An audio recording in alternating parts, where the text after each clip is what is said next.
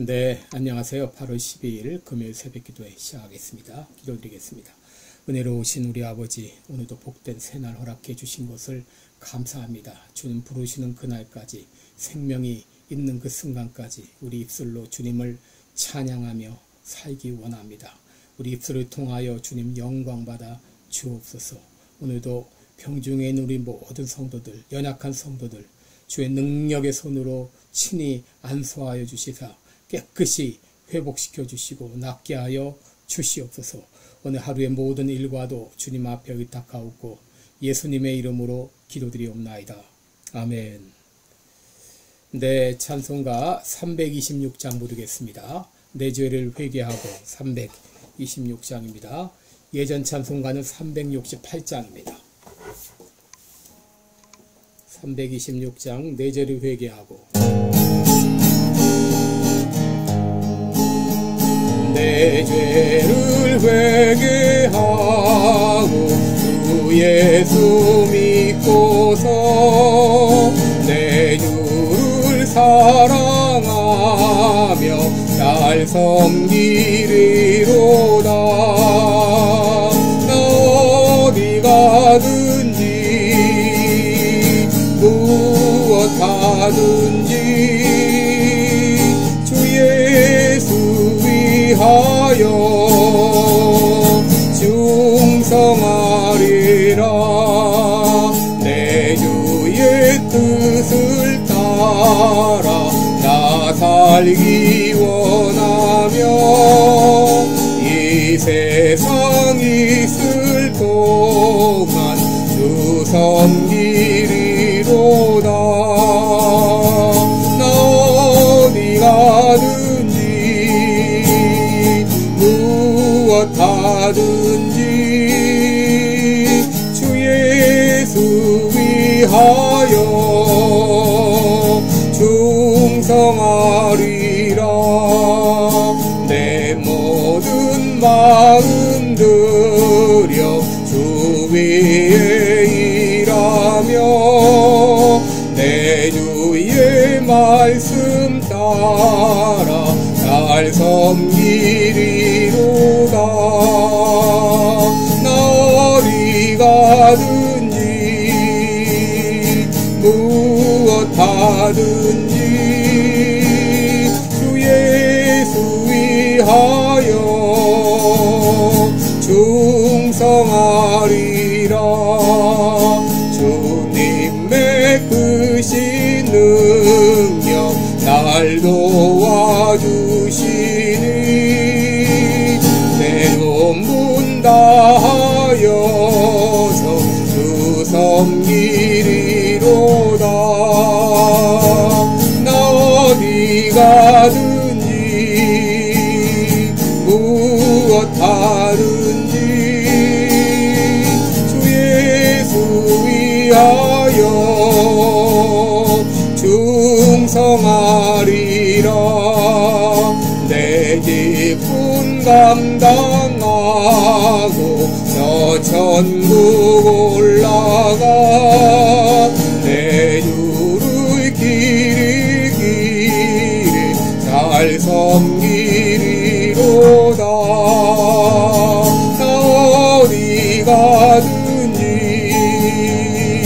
무엇하든지 주 예수 위하여 충성하리라.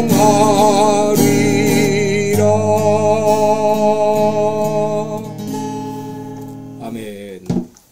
네, 우리 오늘은 고린도전서 4장 2절로 5절까지 보겠습니다. 고린도전서 4장 2절부터 5절까지입니다. 제가 봉독해 드립니다. 그리고 맡은 자들에게 구할 것은 충성이니라. 너희에게나 다른 사람에게나 판단받는 것이 내게는 매우 작은 일이라. 나도 나를 판단치 아니하노니 내가 자책할 아무것도 깨닫지 못하나 그러나 이를 인하여 의롭다함을 얻지 못하노라. 다만 나를 판단하실 이는 주시니라. 그러므로 때가 이르기 전 곧 주께서 오시기까지 아무것도 판단치 말라. 그가 어두움에 감추인 것을 드러내고 마음의 뜻을 나타내시리니 그때에 각 사람에게 하나님께로부터 칭찬이 있으리라. 아멘. 네, 우리 오늘은 충성된 사역자라는 제목으로 함께 말씀을 나누겠습니다. 어제 우리는 그리스도의 사역자요, 또 그리스도의 일꾼이라는 그런 말씀을 드렸습니다. 우리 모두는 바로 그리스도의 일꾼이요, 또 하나님의 비밀을 맡은 자라, 그런 말씀을 드렸습니다. 하나님께서 이렇게 우리에게 놀라운 이 임무를 맡겨주셨습니다. 놀라운 사명을 주셨는데 우리는 이 사명을 어떻게 감당해야 될까요? 오늘 2절 말씀을 보게 되면 맡은 자들에게 구할 것은 충성이니라 라고 했습니다. 여러분, 충성이 무엇일까요?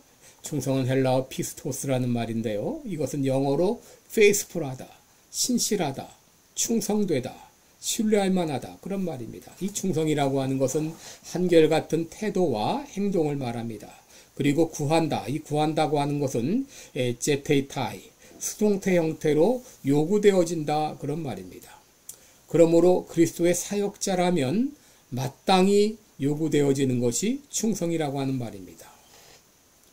여러분, 사람들은 일을 처음 맡았을 때는 열심을 내죠. 그런데 시간이 가면서 그 열심이 점점 식어가는 것을 보게 됩니다. 처음에는 의욕을 가지고 일을 잔뜩 버려놓지만 끝맺음을 못하는 경우가 얼마나 많습니까? 여러분, 이것은 충성이 아닙니다. 충성은 처음부터 마지막까지 한결같은 것을 말합니다. 여러분, 예수님은 충성스러운 일꾼이셨습니다.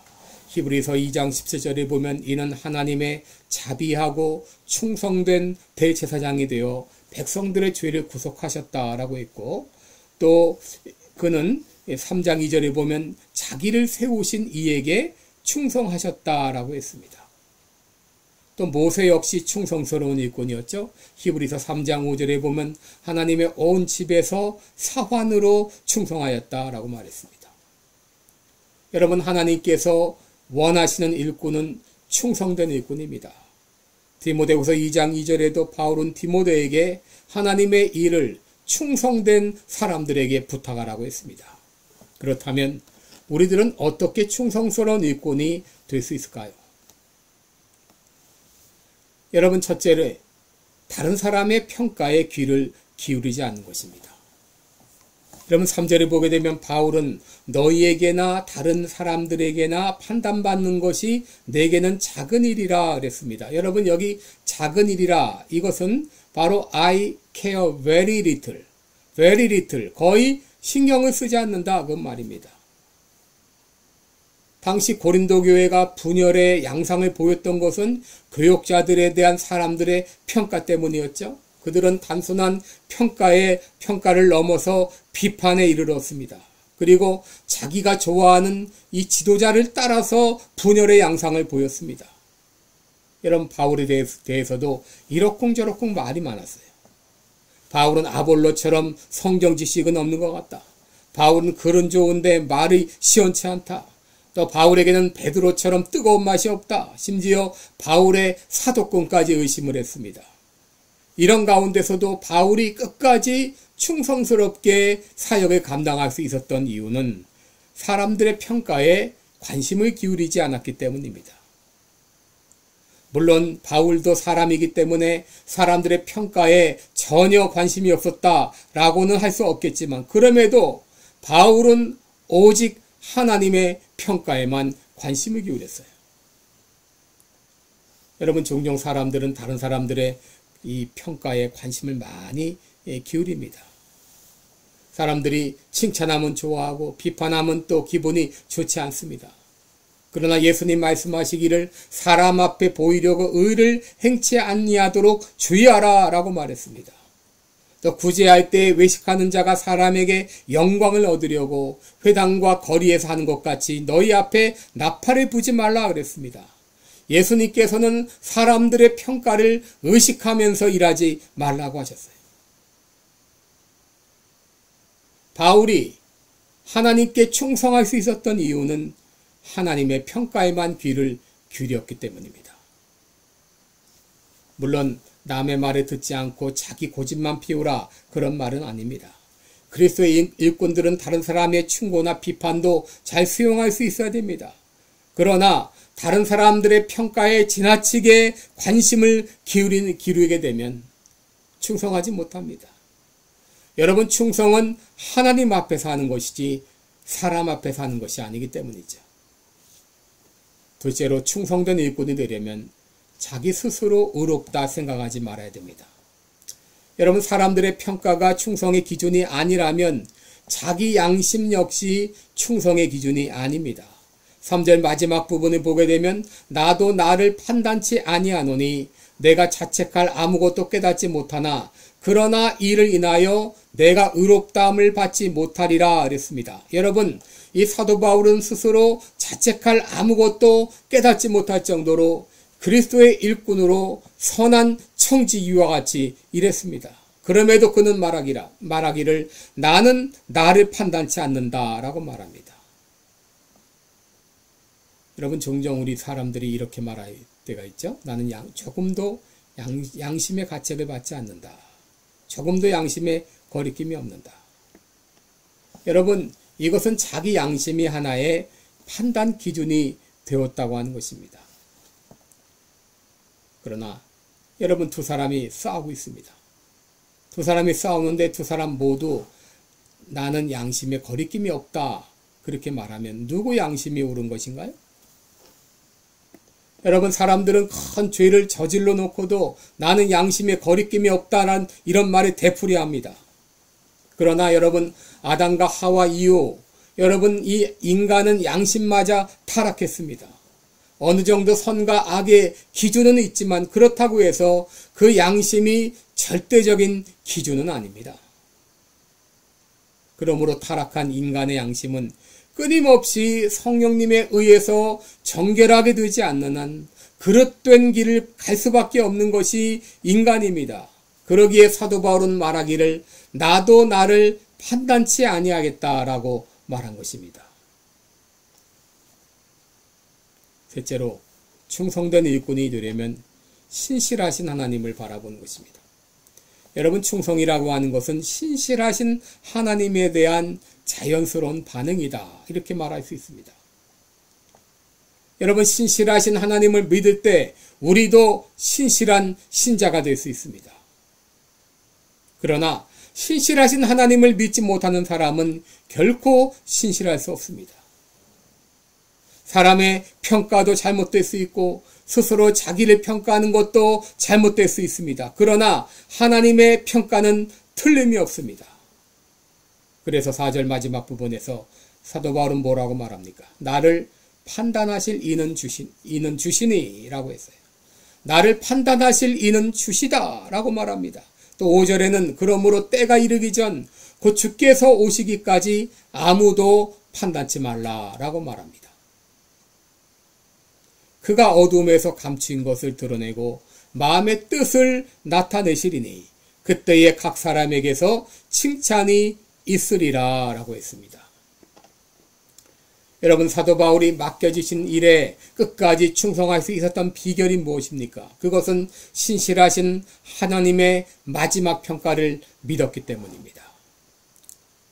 디모데후서 4장 7절 8절을 보면 내가 선한 싸움을 싸우고 나의 달려갈 길을 마치고 믿음을 지켰으니 이제 후로는 나를 위하여 의의 면류관이 예배되었으므로 주 곧 의로우신 재판장이 그날에 내게 주실 것이니 내게만 아니라 주의 나타나심을 사모하는 모든 자에게니라 라고 했습니다. 바로 이 사도 바울은 하나님 앞에서 살았고 하나님 앞에 설 그날을 기대하며 살았고 하나님 앞에서 받을 상을 바라보면서 살았습니다. 여러분, 이렇게 하나님 앞에 설 그날을 바라보며 하나님을 바라보며 살아갈 때 사람의 평가에 좌지우지되지 아니하고 신실하게 성실하게 충성되이 사역을 감당할 수 있습니다. 여러분, 사람은 우리를 잘못 평가할 수 있어도 하나님의 평가는 정당합니다. 정확합니다. 그러기에 우리들은 하나님의 평가만 바라보며 살 때 충성할 수 있습니다.